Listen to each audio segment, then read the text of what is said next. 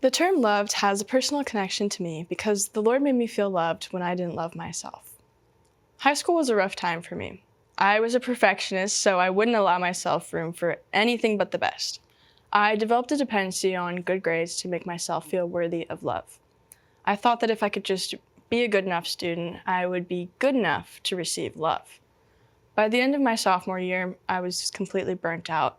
Every day I came home completely exhausted, and every morning I woke up not having any will left to leave my bed.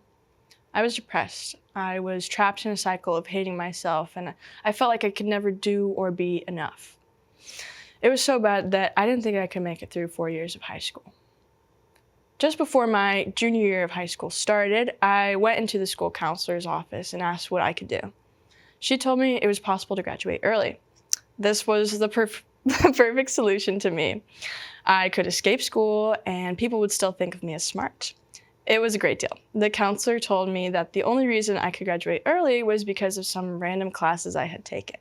The one summer biology class got me ahead on science credits, Spanish 1 in 8th grade had me ahead in language credits, and a trip to Israel over the summer took care of my Bible credit. I knew there was no way it should have worked out. Normally people plan for years to graduate early.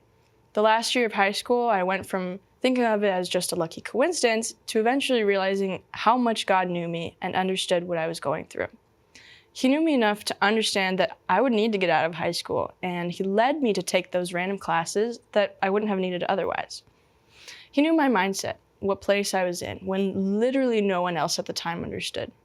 And he loved me enough to use that knowledge to intervene in getting me out of it. This love was so evident, even I couldn't deny it. Knowing God loved me went from being a fact to a feeling. With this evidence of God's love, I began to eventually love myself. Throughout college, I learned more about myself. I discovered that I was handcrafted by God, and I delighted in being his handiwork. I learned to shake off others' perceptions of me. If I was worried about what they were thinking of me or fell into a pattern of comparison, because if I was loved by God, nothing else really mattered. All I had to do was keep my eyes on Jesus. His love was more important than any goal, and I didn't have to even do anything to receive it. In the end, if God calls me loved, who am I to argue?